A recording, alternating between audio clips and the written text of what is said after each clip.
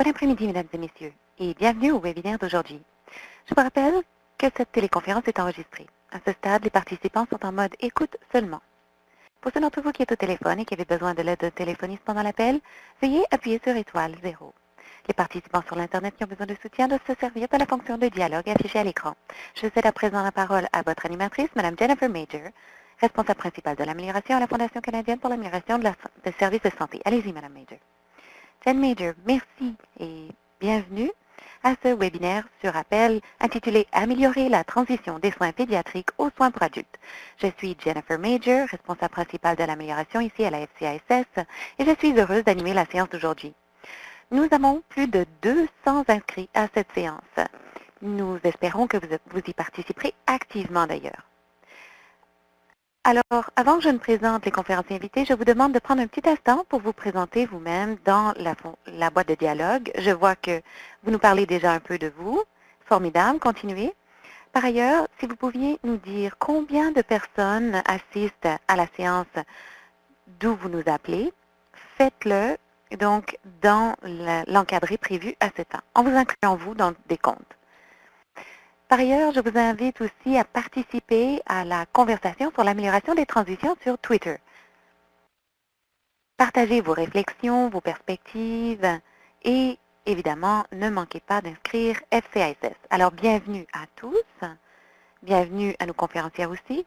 Je vais rapidement les présenter pour que vous sachiez qui est en ligne.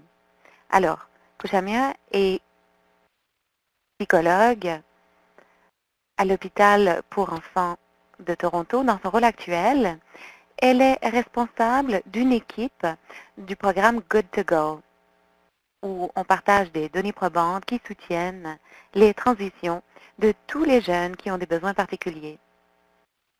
En plus de cela, elle est responsable du programme externe qui offre du soutien à tous les adolescents qui ont des besoins particuliers ou qui ont des maladies chroniques et qui ont du mal avec les transitions. Deborah Thal est travailleuse sociale et coordonnatrice du projet Well on Your Way Youth in Transition à l'hôpital pour enfants de l'Alberta à Calgary. Elle travaille dans le domaine des transitions chez les adolescents depuis 9 ans. Elle aide les cliniques ambulatoires de l'hôpital pour enfants de l'Alberta à mettre en place des programmes de transition pour les adolescents qui se concentrent sur le degré de préparation du patient grâce à une approche centrée sur la famille.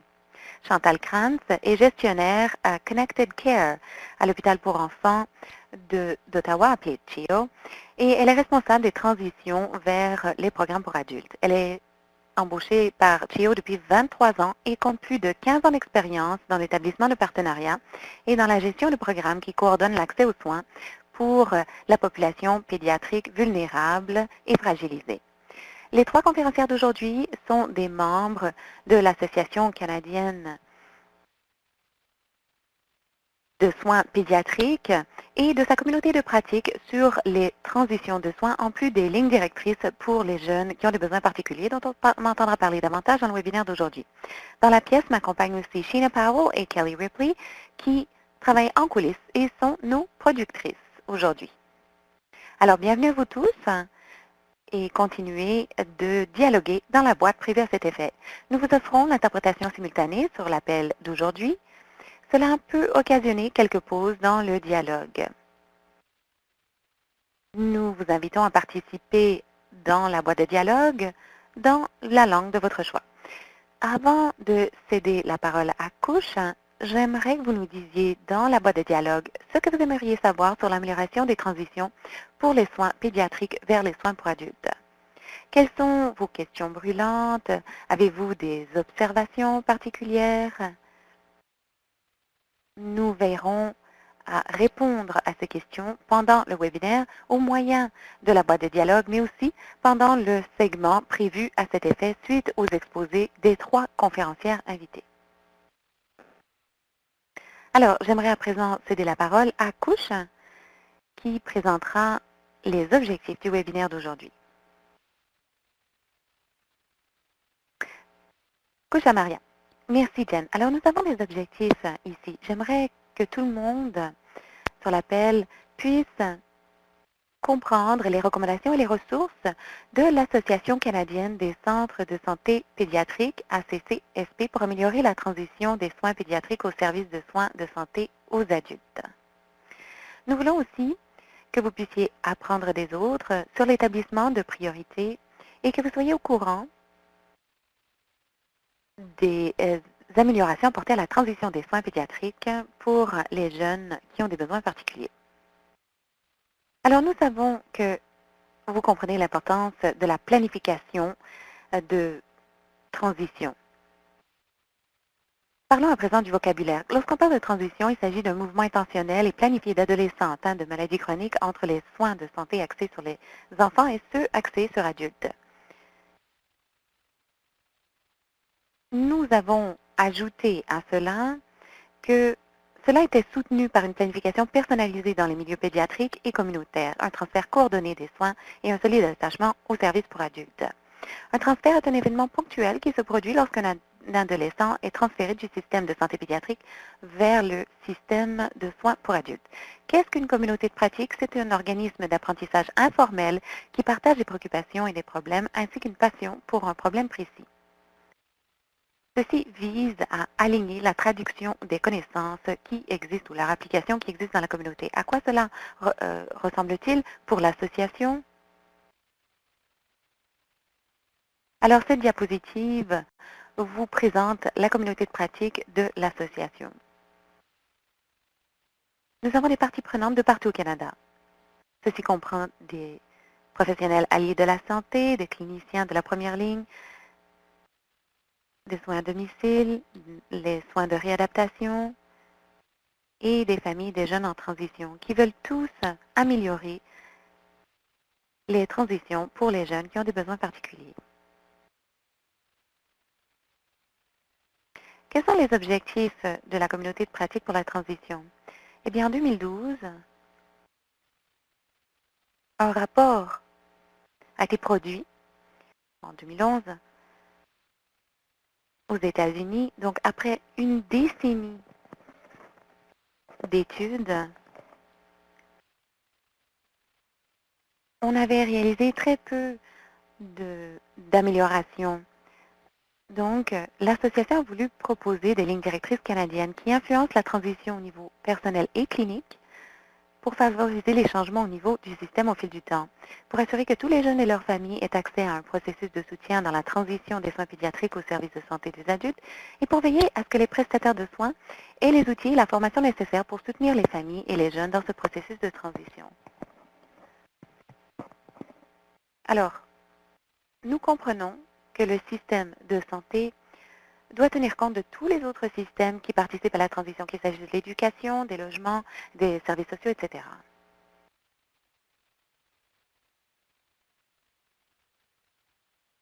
Alors, la plus grande réalisation de notre communauté de pratique est intitulée Guideline for Transition from Pediatric to Adult Care for Youth with Special Healthcare Needs, a National Approach. Donc, cette population cible les jeunes de 12 à 25 ans qui ont des besoins particuliers, dont des problèmes de santé physique ou mentale ou de développement, qui nécessitent une surveillance et des soins médicaux constants pour maintenir une santé optimale dans leur âge adulte. La population cible a été choisie pour que tous les groupes professionnels et paramédicaux, les familles, les donneurs naturels qui participent aux soins puissent y avoir accès. Au final, il s'agissait de présenter un cadre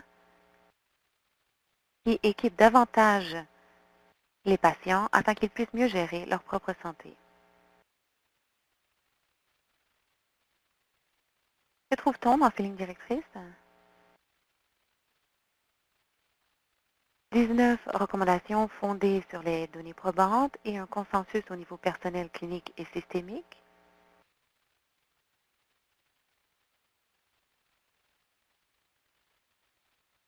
Trois ans de travail sont consignés dans ces lignes directrices. Il s'agit donc d'un répertoire croissant d'outils et de ressources.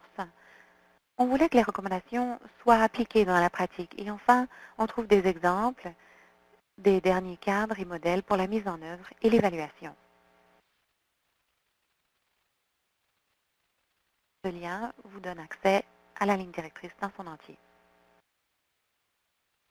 Nous n'avons pas l'occasion de présenter chacune des recommandations, mais j'aimerais que vous sachiez ce que vous pouvez y trouver.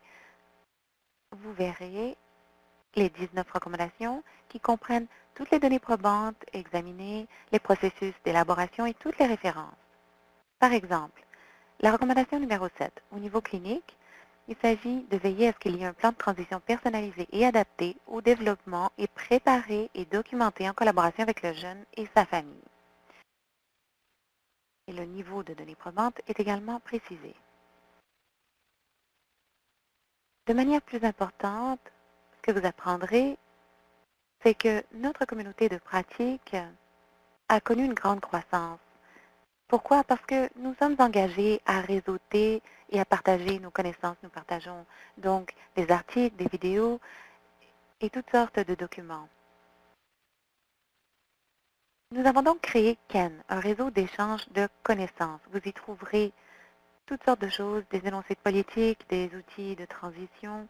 Mais ce qui est important de savoir, c'est qu'il s'agit d'un document vivant qui connaîtra une croissance avec l'évolution de la communauté de pratique et je vous encourage à le consulter. Maintenant, la partie la plus emballante. À ce stade, nous allons faire un changement. Nous allons entendre parler d'exemples du travail de transition qui s'est produit partout au Canada. Nous allons commencer. Je ne pense pas que nous ayons des questions pour le moment. Je voulais simplement vérifier auxquelles on pourrait répondre très rapidement, mais on aura le temps vers la fin de cet exposé de les entendre.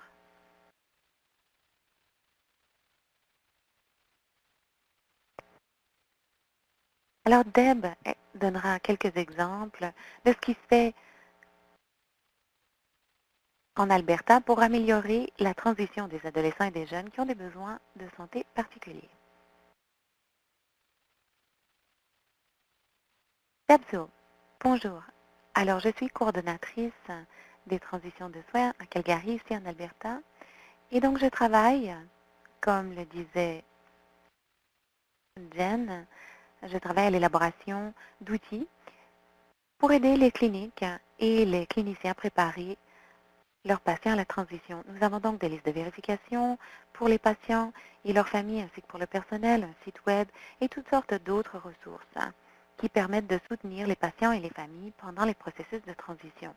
Cependant, aujourd'hui, ce sur quoi on va se concentrer, c'est un autre rôle que j'occupe, celui de mon travail auprès des cliniciens, des patients et des familles pour soutenir les transitions les plus complexes. Alors, je vais me concentrer sur 3 initiatives d'AHS dans la zone de Calgary qui ont été conçues pour améliorer les transitions pour les jeunes adultes qui ont des besoins spéciaux.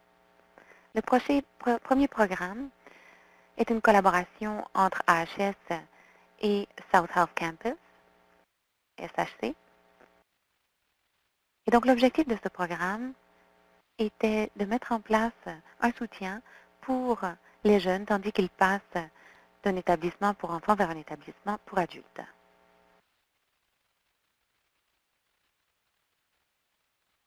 Lorsqu'il s'agit d'une unité hospitalière ou de soins d'urgence, ça peut être un moment très complexe et difficile pour les patients. Ça crée beaucoup d'angoisse et de frustration. J'ai entendu des patients et des familles ainsi que des cliniciens des sites pour adultes que souvent, les sites pour adultes n'ont pas de l'équipement de la bonne dimension pour les plus petits patients. Par exemple, pour prendre la tension artérielle, les aiguilles, etc. Et souvent, les adultes ne sont pas familiers avec les besoins des jeunes.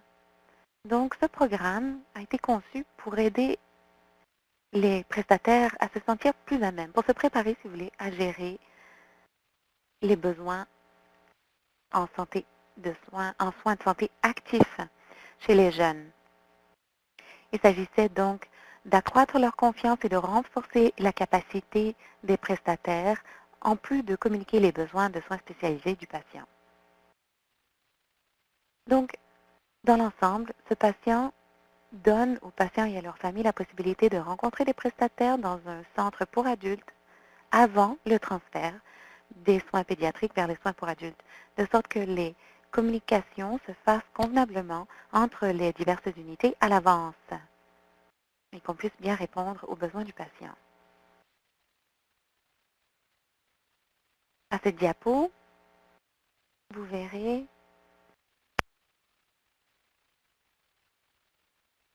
tout ce que la visite peut comprendre. Je ne vais pas tout passer en revue. Vous pourrez le lire à loisir, mais essentiellement, la réussite de ce programme, enfin, la clé, c'est le rôle du spécialiste en soutien auprès du patient et de la famille. C'est là que se fait tout le soutien, car le spécialiste peut aiguiller, faire un suivi auprès des patients et de leur famille, elle prend les rendez-vous, elle détermine ce qui doit être compris dans la transition et dans le rendez-vous. Elle organise toutes ces réunions et c'est le point de contact lorsque les patients et leurs familles arrivent à South Health Campus. On commence toujours par la tournée du site, la rencontre du gestionnaire et des cliniciens responsables.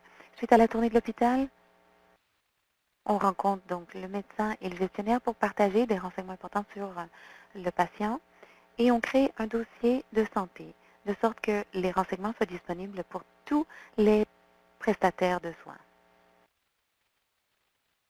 Suite à cette visite au service d'urgence, on communique de nouveau entre le spécialiste, la famille et les prestataires de soins. Suite à quoi, on remet de l'information et des coordonnées aux patients et à leur famille, de sorte qu'ils puissent communiquer avec quelqu'un avant et après leur transfert s'ils ont des questions. Lorsque nous avons élaboré le programme, nous avons consulté beaucoup de parties prenantes en santé, mais le plus important pour nous, ça a été de faire appel aux patients et à leurs familles dans l'élaboration du service, car on voulait répondre à leurs besoins. Donc nous avons deux équipes de groupes de discussion qui nous ont donné une rétroaction sur le contenu. Le premier a été au South Health Campus, le comité consultatif des citoyens, et l'autre au comité consultatif des enfants et des jeunes de l'Alberta. Suite au projet pilote, on a aussi sondé les patients et leurs familles, ainsi que les prestataires de soins de santé, afin de comprendre leur expérience du projet pilote et déterminer si les objectifs du programme étaient atteints. La réponse a été très positive.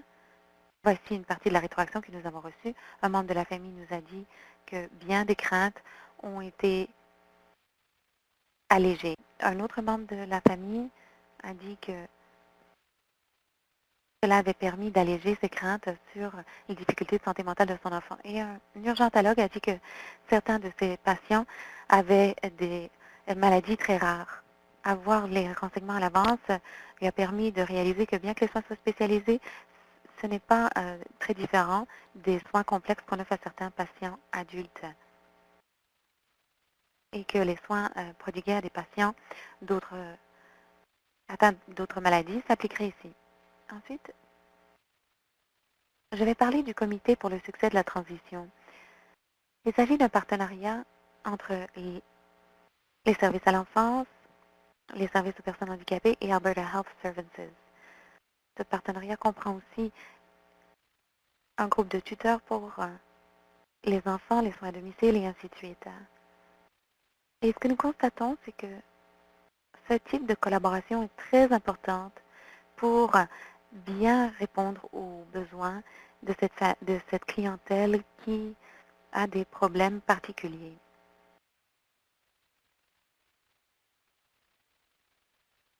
Donc, dans ce cas, un gestionnaire de cas communiquait avec un coordonnateur et dans le cas d'un patient qui avait des besoins très complexes, pour qui la charge était trop importante pour le coordonnateur et que le cas méritait un examen plus approfondi, il pouvait être remis au comité.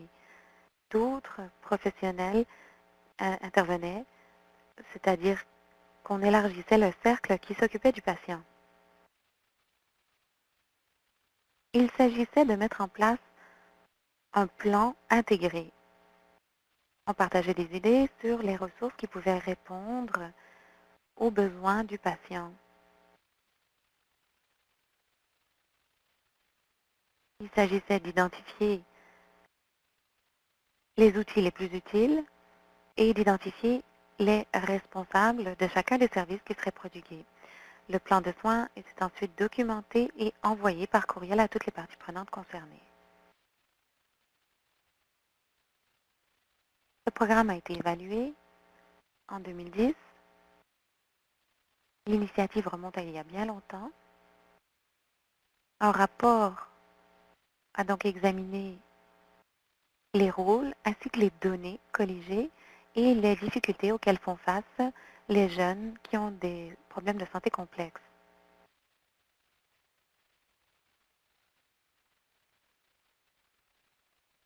Des sondages de suivi ont été réalisés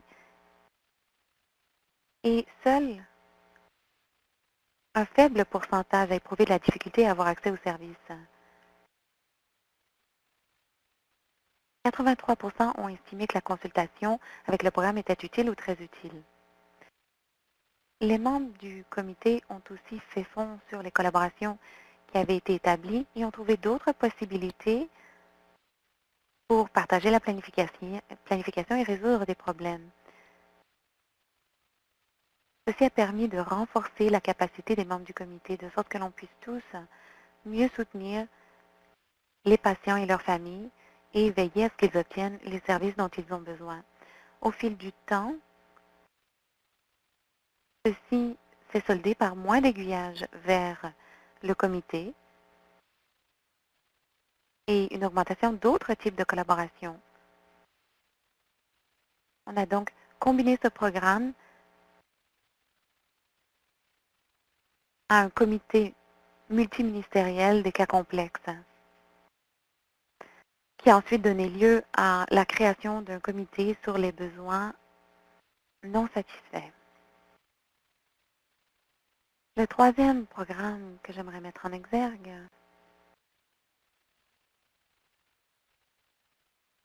concerne la mise en contact de jeunes et de familles avec des médecins de famille. Un grand nombre de ces patients ont un pédiatre depuis des années et ils n'ont aucune relation avec un médecin de famille. Trouver un médecin de famille qui se sente confiant de pouvoir offrir de bons soins, c'est difficile. Le médecin de famille est souvent responsable de la coordination des soins chez les adultes, donc il est important de trouver un bon médecin de famille. Ceci est aussi un travail de collaboration et il s'agit d'une collaboration entre diverses organisations. L'objectif du projet est d'établir un lien entre les jeunes qui ont des besoins complexes et un médecin de soins primaires 1 an ou 2 avant le transfert, de sorte que cela soit graduel et moins brutal, et afin de renforcer la capacité des médecins de famille, leur niveau de confiance également, et de sorte que les pédiatres et les médecins de famille puissent communiquer et collaborer tout au fil du processus, afin de veiller à ce que l'expérience du patient permette des soins continus et coordonnés. Les pédiatres acceptent de rester disponibles pendant une période d'1 an après le transfert, de sorte que les médecins de famille puissent avoir accès à ce soutien afin d'offrir de meilleurs soins à leurs patients. Nous sommes en train d'évaluer cette initiative par le biais des réseaux de soins primaires afin de déterminer combien de jeunes ont trouvé un médecin de famille et afin de déterminer ce qui marche bien, ce qui ne marche pas, selon des sondages et des entretiens auprès de ceux qui ont participé au programme. Le guide d'entretien a été développé et on est sur le point de sonder les médecins de famille, les pédiatres et les patients. Un intervieweur qui n'a pas participé à l'initiative a été embauché pour obtenir leur rétroaction et je me réjouis de voir quels seront les apprentissages de ce processus afin que l'on puisse améliorer l'initiative.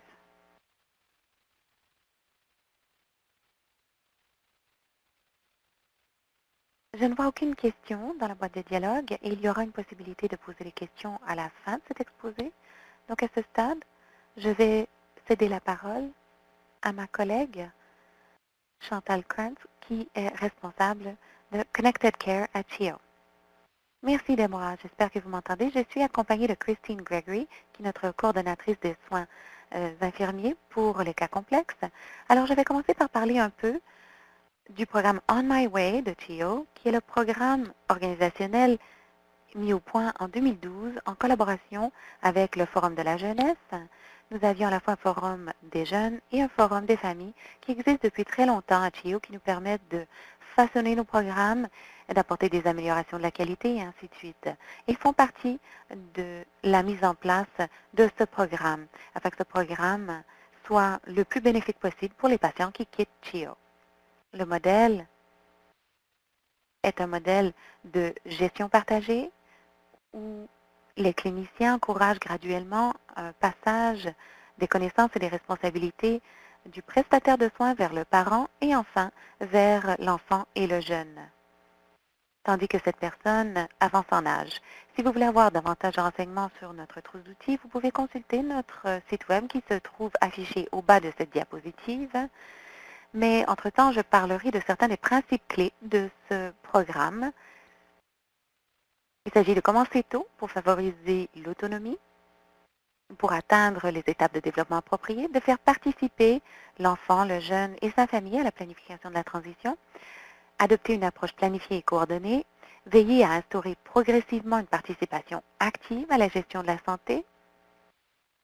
La transition, comme Deb le disait, exige la coordination, la collaboration et la communication entre les jeunes, familles, prestataires de soins, mais aussi quand il s'agit de jeunes qui ont des besoins complexes, l'équipe de la communauté et les services communautaires sont très importants pour cette population en particulier. On redéfinit le congé des soins pédiatriques comme une réalisation. Il y a certaines familles qui sont auprès de nous pendant 18 ans. Et il est difficile pour les parents et les jeunes de nous quitter. C'est difficile pour les équipes aussi qui connaissent bien ces patients. Notre programme n'est pas une solution unique. Donc, nous travaillons avec des équipes individuelles pour les aider à mettre en place le programme et à adapter leurs outils à leur population. À tour, les cliniciens, lorsqu'ils travaillent avec les jeunes et les équipes, adaptent leur approche à cette personne en particulier. Donc, ce n'est définitivement pas une solution unique. Et nous évaluons continuellement ces programmes et services. On voudrait parler de cette population en particulier, à savoir les enfants ayant des besoins complexes qui ont un handicap développemental ou physique. On travaille en collaboration avec le Centre de traitement d'Ottawa et l'équipe de neurologie et d'autres afin de mettre en place une trousse d'outils qui puisse faciliter la transition pour les équipes, les parents et les cliniciens, car il y a beaucoup à savoir sur ces patients. Donc, lorsqu'on regarde cette population en particulier, dans la partie en jaune du triangle, c'est les enfants qui ont vraiment les besoins les plus complexes, le pourcentage de patients qui ont le plus de problèmes. Mais donc, vous avez dans la partie du haut qui comprend le jaune et une partie du bleu, c'est que toute cette portion de la population bénéficierait de la trousse d'outils. Alors, Christine parlera de certains des processus que nous utilisons à TIO. Nous travaillons avec une équipe très mobilisée, nous avons un clinicien très mobilisé. On fait toujours une évaluation des besoins avant de mettre quelque chose en place.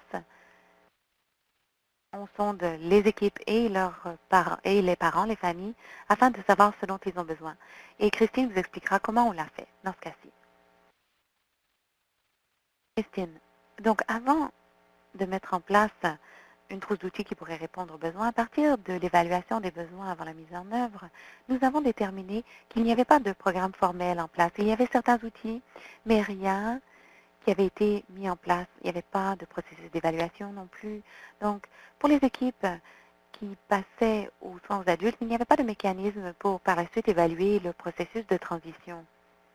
Nous avons donc déterminé que la transition chez ces jeunes était souvent pilotée par une infirmière autorisée ou une personne en particulier. Donc, la responsabilité se trouvait chez une personne en particulier généralement. Et on sait que c'est préférable que cette responsabilité soit partagée.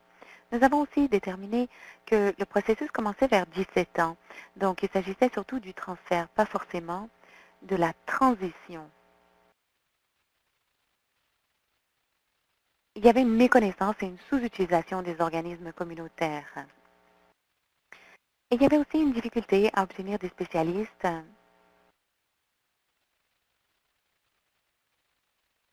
qui consultent leur homologue des soins pour adultes plus tôt dans le processus, donc afin de connaître le patient avant son transfert. On a aussi tâché d'obtenir la rétroaction des familles qui sont passées aux soins pour adultes. Elles ont noté qu'il y avait un besoin de se préparer plus tôt et elles cherchaient plus de transparence et d'accès aux ressources nécessaires. Et elles ont trouvé que c'était un moment extrêmement stressant, comme on peut bien s'imaginer. Alors à partir de cela, nous avons créé un groupe de travail qui se réunissait pour examiner certains des écarts, des lacunes et examiner certains des outils de transition déjà mis au point afin de voir comment on pouvait les adapter pour répondre aux besoins de notre population. Et à partir de là, nous avons créé une liste de vérification que nous sommes en train de déployer et de mettre en œuvre. Donc, dans le cadre de cette liste de vérification, de cette trousse d'outils, nous avons mis au point non seulement une liste de vérification, mais un ordinogramme de la transition de la naissance à 18 ans, un guide des ressources sur la transition des jeunes ayant des besoins particuliers qui peut aider la famille à identifier d'autres ressources, un transport par exemple, financement, services développementaux, etc. Toutes ces choses sont présentées dans le guide de ressources pour les familles, donc un guichet unique si vous voulez pour eux. Nous avons ensuite un résumé en 3 phrases pour les parents et les jeunes pour les aider à contrôler une partie de leurs soins et être plus autonomes, se sentir plus capables de poser des questions lorsqu'ils rencontrent diverses équipes dans les cliniques. Nous avons aussi élaboré un guide à l'attention des cliniciens et un document d'accès unique. Il s'agit d'un résumé clinique qui établit les besoins du patient et nous en avons d'ailleurs un aperçu un peu plus tard. Et il ressemble beaucoup au passeport de santé de Sick Kids que la famille peut également utiliser. Dans le cadre du guide pour les cliniciens, on définit les rôles et les responsabilités. Donc, chaque clinicien l'adapte à sa clinique, mais nous le voyons comme l'ensemble du processus. Qu'est-ce qui doit se produire? Nous avons tâché de mettre en exergue les choses qui doivent se produire. C'est une liste de vérification pour nous. Quand on rencontre la famille dans la clinique, il s'agit pour nous de vérifier est-ce que tous ces sujets soient pris en compte et qu'on puisse identifier les lacunes. Ensuite, vous avez l'évaluation du programme. Donc, on est en train d'évaluer les jeunes et les familles qui ont fait une transition avant que le programme soit en place. Et nous allons examiner les familles, les jeunes et qui sont passés par le programme. Nous aurons une lettre à l'attention des familles et une célébration, évidemment, de la transition. À l'écran à présent, vous avez un aperçu de notre résumé exhaustif des soins. C'est ce qu'on a appelé le point d'accès unique. Et il est question de permettre aux familles d'avoir tous les renseignements dont elles ont besoin lorsqu'elles vont à une clinique pour la première fois ou aux soins d'urgence pour la première fois. C'est un résumé concis de leur récit, de la naissance jusqu'à leur âge actuel, de sorte que lorsque les patients parlent de leur expérience, ils n'ont pas besoin d'expliquer tout ce qui s'est passé à tout moment de leur historique, de leurs antécédents médicaux. Tout cela est très détaillé. S'ils sont dépendants d'une forme de ventilation, etc., tout cela est inscrit. Nous avons aussi écrit les valeurs de référence, par exemple, de sorte que les familles sont généralement très heureuses d'avoir un document qui explique exhaustivement tous les besoins du jeune. C'est particulier au programme de soins complexes, mais c'est très semblable au passeport santé de Sick Kids. L'autre outil qu'on voulait présenter est un guide à l'intention des cliniciens on a examiné d'autres centres, d'autres outils, afin de voir quelles catégories étaient employées par d'autres organismes, dont le Centre de traitement d'Ottawa. Et nous avons tâché de le scinder en groupes d'âge pour qu'on puisse s'en servir, nous, pour mettre en exergue les choses qui doivent être prises en compte. Il ne s'agit pas que toutes ces choses soient la responsabilité d'une seule personne, mais plutôt de voir quelles sont les activités qui doivent être en place pour veiller à ce que la transition sera fluide. Les étapes de la réussite. Alors, nous avons déterminé qu'une introduction précoce à la transition, la trousse d'outils, donc faire comprendre aux familles ce qui est disponible. Vous savez, les familles veulent être habilitées grâce à des connaissances. La tenue annuelle de réunions de planification, maintenant, on prévoit ces réunions dès l'âge de 14 ans et non 17, et on fait appel à des partenaires communautaires. L'intégration de nouveaux outils dans le flux de travail de la clinique. Donc, on se sert de ces outils, mais aussi on les adapte à la capacité de chaque jeune. Donc, on ne cherche pas une solution unique. On sait très bien que chaque jeune a sa situation particulière. Ensuite, documenter les progrès dans le dossier de santé électronique, cela est important, car en soins complexes, généralement, il y a beaucoup de spécialistes, donc il est utile de savoir quelle est la situation de chaque équipe. On n'a pas besoin de consulter chaque spécialiste pour savoir s'il est au courant de ce qui se passe. On peut voir directement s'il a été consulté. Et on met les jeunes en contact précoce avec un MSP dès 14 ans. Les familles sont souvent habituées à leur pédiatre et on essaie de leur faire comprendre que si on trouve quelqu'un très tôt, un médecin de santé primaire très tôt dans le processus, la transition sera beaucoup plus fluide. Veiller à ce qu'elles aient le document du point d'accès unique, le résumé médical complet. Et ensuite, pour le prestataire de soins pour adultes, on lui offre du soutien de la part du spécialiste CHEO pendant un an après la transition, de sorte que ce prestataire puisse communiquer avec le spécialiste si jamais il a des questions à poser, s'il a besoin de conseils. Et ensuite, les adolescents et leurs familles peuvent accéder à mon dossier d'EPIC un an après le congé. Donc, ils peuvent aller voir certains de leurs résultats et avoir accès à ce dossier s'ils en ont besoin. Alors, voilà la fin de notre section. Nous avons une question de Linda Piazza.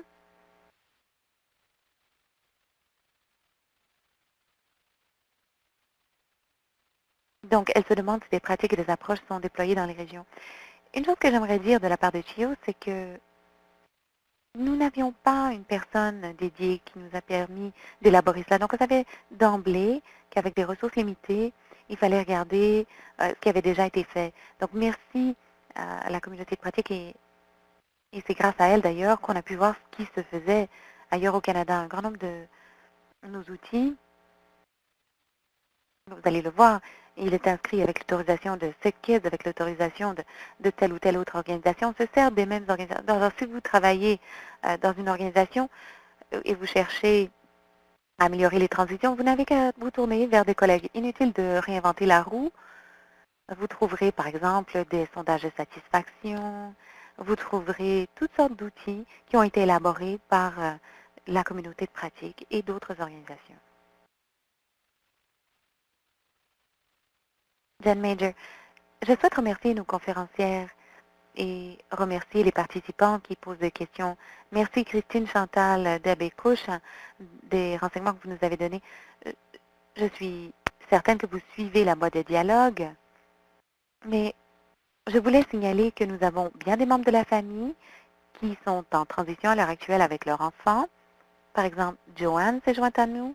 Elle est parent d'un garçon de 19 ans qui a des problèmes complexes. Elle vit en Alberta. Elle essaie toujours de comprendre comment assurer la transition pour son fils vers les services pour adultes. Linda est la mère d'un enfant qui est passé de l'oncologie pour enfants à l'oncologie pour adultes. Nous avons aussi bien des prestataires de soins qui travaillent avec les familles, des familles qui vivent ces transitions, par exemple des infirmières praticiennes, un ergothérapeute. Une des ergothérapeutes, Cara, offre beaucoup de services aux jeunes qui ont des difficultés physiques et elle travaillera à l'ouverture d'une nouvelle clinique de réadaptation annexée à un centre pour enfants. Alors, merci à chacun d'entre vous qui est présent et on espère avoir davantage de, de questions de votre part. On vous cédera la parole pour vos questions, mais avant de passer à cela, Couche, avez-vous des observations à faire sur les recommandations que vous avez décrites de que vous avez décrites donc de l'Association canadienne des centres de santé pédiatrique? Couche à Maria. Vous savez, le travail présenté par Deb, Christine et Chantal reflète les communautés de pratique de leur région. Il s'agit de gens qui ont des intérêts similaires et qui comprennent les tenants et aboutissants des transitions. Je pense que vous voyez quel est l'objectif de la CCSP. L'élaboration de la ligne directrice visait à réunir des Canadiens qui s'intéressaient à cet enjeu. Une chose qu'on peut comprendre aussi, c'est que TIO et l'Alberta veillent à ce que la voix du patient soit entendue. La réalité, c'est que souvent, c'est difficile à exécuter. Ces exemples, à mon avis, sont reflétés dans les descriptions présentées aujourd'hui, mais aussi dans nos lignes directrices et nos recommandations. Au final, on veut que le soutien soit individualisé. Une chose qui nous marque, c'est que les participants ont toutes sortes de rôles. Les gens nous ont dit quel était leur rôle, à quelle organisation ils appartenaient. Alors, je vous rappelle que l'ACCSP est l'Association canadienne des centres de santé pédiatrique, mais nous cherchons à être inclusifs. Au final, je répondrai à une des questions qui a été posée. Je pense que c'est de la part de Arlene Chavez du Centre d'accès aux soins communautaires de Toronto Central. Elle dit, comment veillez-vous à assurer que des prestataires de première ligne pour adultes s'intéressent à ces cas complexes? Eh bien, ça, c'est la prochaine étape. Je me ferai l'écho de ce que disait Chantal Krantz pour le plan de diffusion de la CCSP. Cette année, nous voulons veiller à la diffusion de nos lignes directrices récemment publiées. Essentiellement, nous devons nous adresser aux prestataires de soins primaires, les organisations de médecins de première ligne, en disant ces lignes directrices existent, pensez aux moyens par lesquels vous mobilisez vos partenaires, comprenez tous les défis que ces patients vivent dans le cadre de leur transition. De nouveau, il s'agit de comprendre que le but final de ces lignes directrices est de mettre en place des recommandations très particulières fondées sur des données probantes et les diffuser partout au pays. Et partant, de passer à la prochaine étape, c'est-à-dire la mise en œuvre.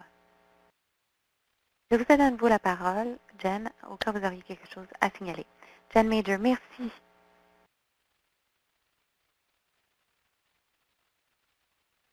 Alors, je vais lire une des questions que nous avons reçues et je crois que je demanderai à Deb Sewell de répondre. Alors, quelqu'un demandait, je suis désolée, je n'ai pas vu le nom, mais quel est le rôle joué par l'évaluation de la qualité dans la facilitation de ces transitions? Deb, avez-vous quelque chose à dire là-dessus? Deb Sewell. Eh bien, si on parle d'évaluation de la qualité, moi, je pense qu'il s'agit d'évaluer le degré de préparation des patients et de leur famille. pour veiller à ce qu'on commence tôt, à veiller à ce que les patients aient l'information dont ils ont besoin, que les patients se sentent prêts et équipés pour commencer à gérer leurs soins, qu'ils puissent défendre leurs propres intérêts, qu'ils comprennent quels soutiens, outils sont disponibles dans la communauté, est-ce que tous les liens nécessaires sont établis, commence-t-on assez tôt pour les rattacher à ces ressources. Ce sont tous des éléments importants.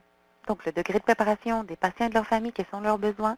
Alors, ce plan de transition individualisé, Couche en a parlé, c'est un des éléments des lignes directrices. Et il est important d'évaluer chaque patient très tôt et de travailler avec eux graduellement et de mettre les soutiens nécessaires en place. Donc, l'évaluation de la qualité est essentielle, oui, sur le plan du processus de transfert de soins, car c'est le point de départ, l'évaluation initiale, et ensuite des évaluations continues au fil des années pour veiller à ce qu'on met en place des interventions réussies. Jan Major, merci. J'ai une autre question de Jay Barton qui demande quel conseil avez-vous pour les parents qui aident leurs patients, ou leurs enfants plutôt, à passer des soins pédiatriques aux soins pour adultes? Chantal et Christine, en plus de cette question, je me demande, la trousse d'outils de CHIO sera-t-elle disponible sur le site de CHIO? Alors, ce sont deux questions que je vous adresse.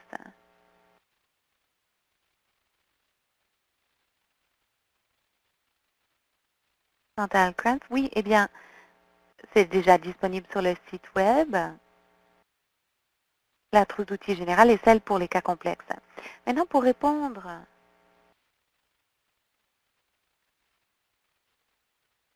à la question posée par Jay Barton,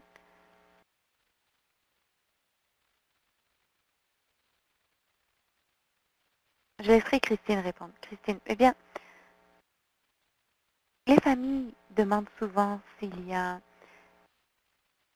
une possibilité de faire appel à un spécialiste pour qu'il s'occupe des soins. Est-ce qu'on tâche de faire, c'est de les faire participer au processus de transition très tôt pour améliorer leur degré de préparation, de sorte qu'ils comprennent que à 18 ans, les choses ne changeront pas radicalement. Ils sont déjà au courant des ressources disponibles.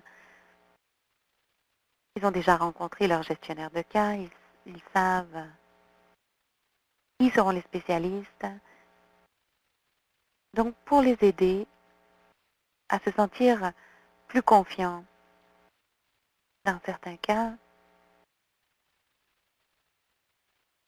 il est difficile d'assurer une transition à 18 ans. Ce sont des cas spéciaux. Dans ce cas-là, il s'agit de prolonger leurs soins pour assurer la transition, mais généralement, on tâche d'avoir des transitions réussies avec tous les adolescents et les jeunes.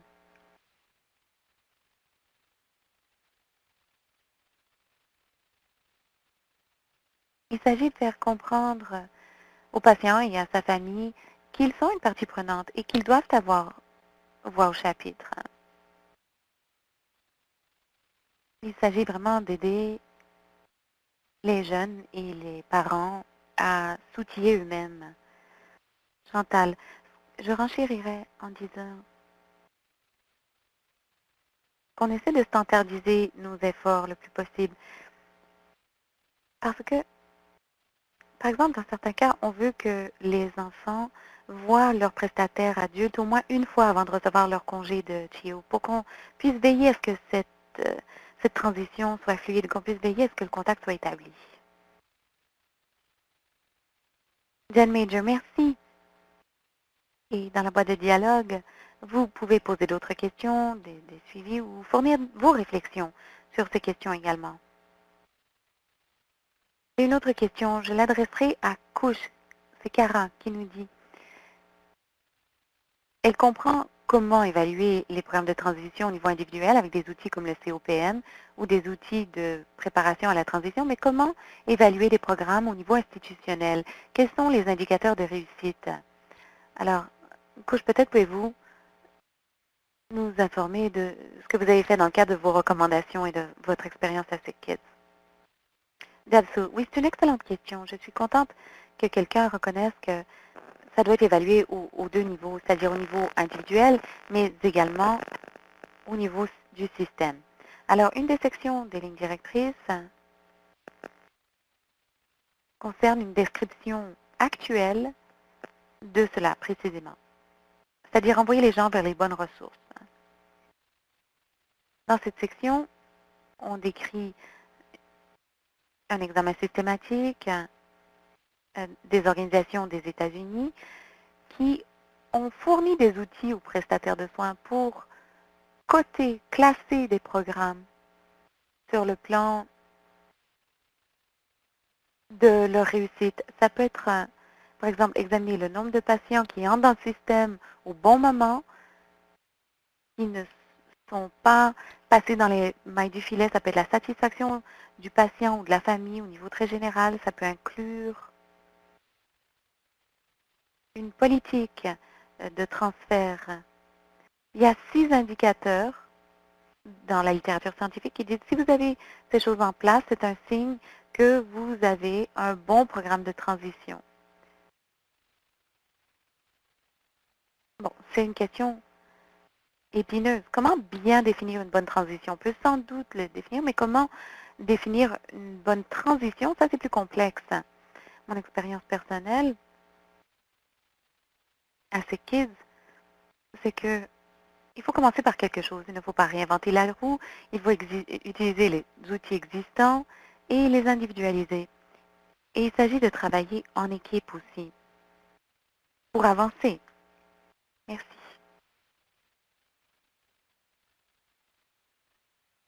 Dan Major, merci. Excellente réponse. Alors, je regarde rapidement les questions.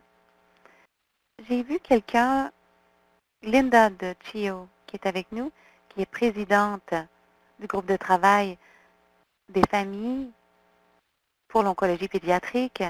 Et elle a indiqué dans la boîte de commentaires qu'elle aimerait savoir quelles sont les pratiques exemplaires pour les transitions en oncologie plus précisément. Alors, je ne sais pas si quelqu'un, par exemple, dont Deb aurait une expérience dans les transitions en oncologie. Sinon, Chantal, Christine, Couche, avez-vous quelque chose à ajouter?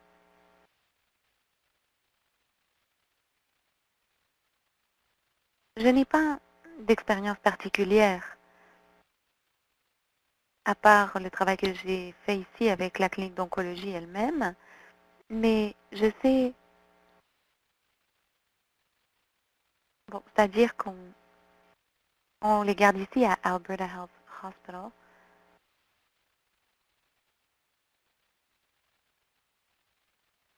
On a des patients qui restent ici, qui sont suivis pendant 10 ans après leur traitement et après qu'ils soient en rémission. Et ils passent souvent en soins adultes plus tard. Mais ce qu'ils me disent, c'est qu'il est important de trouver un prestataire de soins première ligne qui puisse faire le suivi pour tous les effets qui se produisent beaucoup plus tard, après le traitement en oncologie.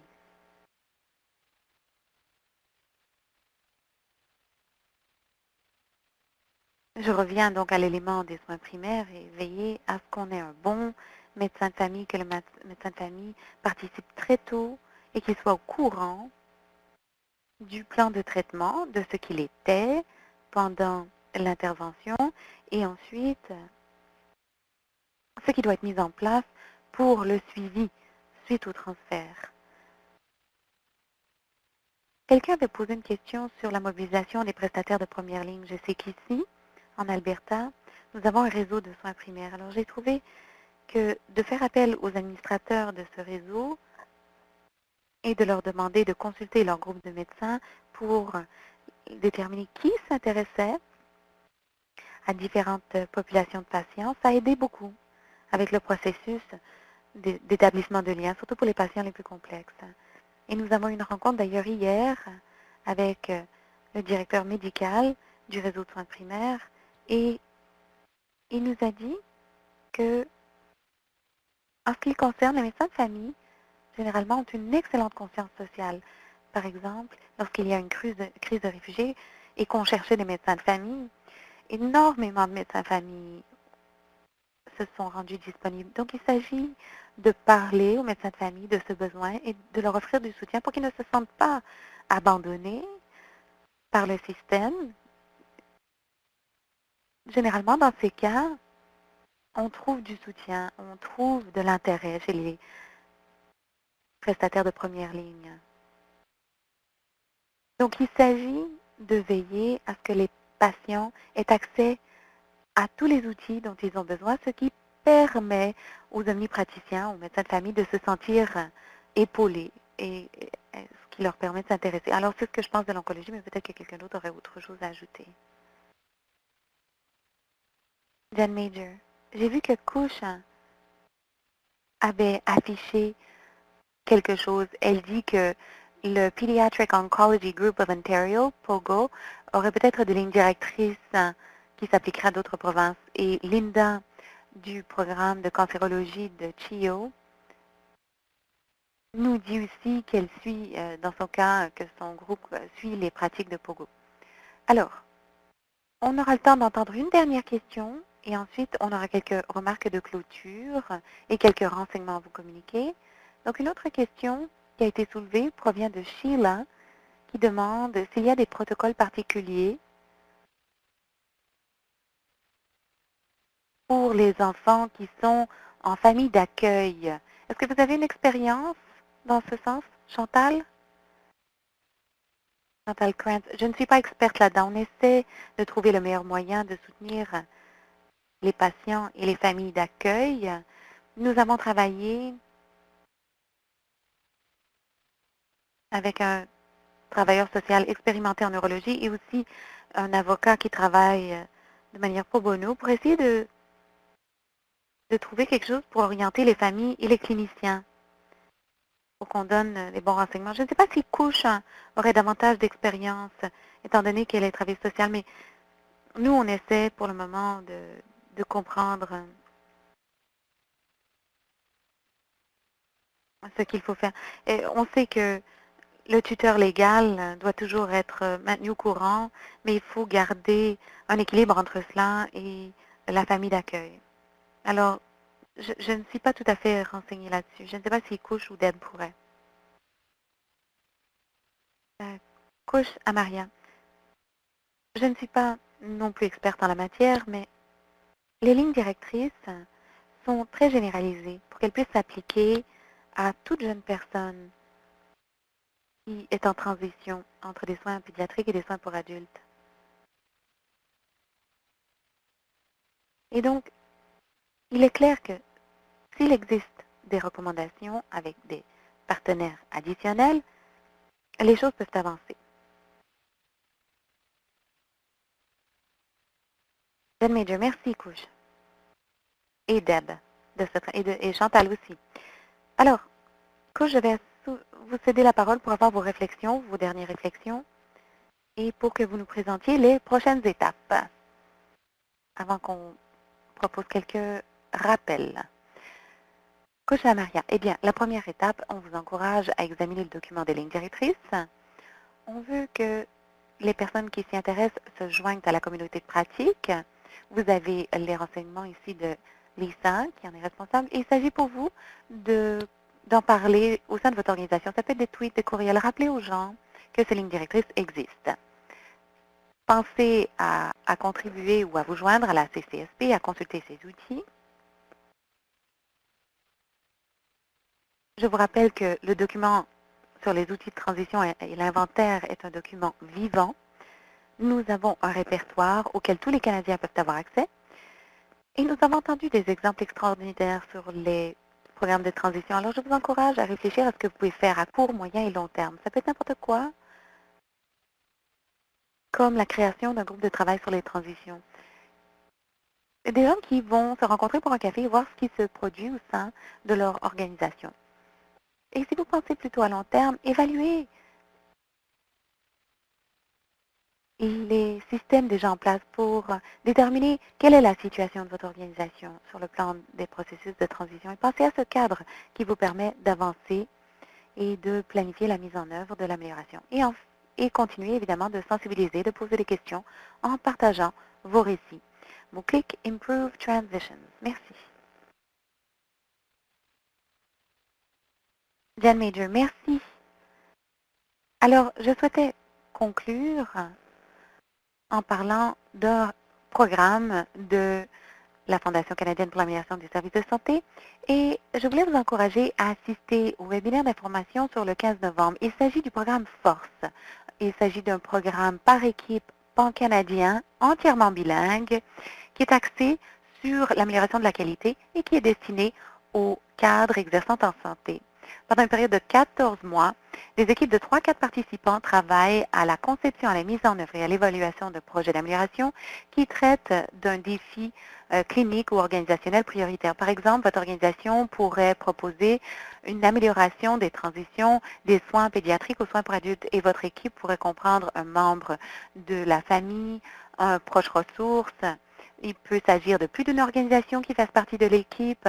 Donc, je vous encourage vivement à participer au webinaire d'information du 15 novembre prochain qui vous donnera davantage de renseignements sur le programme et vous pouvez aussi communiquer avec quiconque ici à la FCISS qui vous mettra en contact avec la personne la plus pertinente pour répondre à vos interrogations. Alors rapidement, certains des webinaires à venir. Le 27 octobre, nous aurons un webinaire sur appel intitulé Descends en hôpital ou soins à domicile. Le 7 novembre, catalyser l'amélioration et l'innovation en soins de santé canadiens. Et le 15 novembre, comme je le disais, la séance d'information sur Force. Vous pouvez consulter la liste complète à l'adresse inscrite au bas de cette diapositive. Vous allez noter que nous allons vous demander de compléter un sondage et nous allons vous poser des questions sur les domaines qui vous intéressent, surtout du côté des transitions. Et nous sommes heureux de prendre vos suggestions en compte et j'espère que nous vous entendrons au cours d'un autre webinaire. Alors, votre rétroaction nous est très précieuse. Cela permet de concevoir nos webinaires. On vous demande donc de prendre un petit instant pour nous fournir votre rétroaction sur la séance d'aujourd'hui. Et nous vous invitons aussi à vous inscrire au bulletin d'information de la FCISS et de surveiller votre boîte de courriel pour la liste complète des webinaires à venir. De nouveau, je souhaite remercier toutes nos conférencières pour leurs excellents exposés, Couche, Christine, Deb et Chantal, et également pour votre participation à vous qui avez partagé vos questions, observations, récits et ressources. Je remercie aussi Kelly et Sheena qui travaillent en coulisses pour produire ce webinaire. Et bien sûr, merci à vous tous qui avez participé. Ceci conclut l'appel d'aujourd'hui. Passez un excellent après-midi et j'espère qu'on vous reverra très bientôt.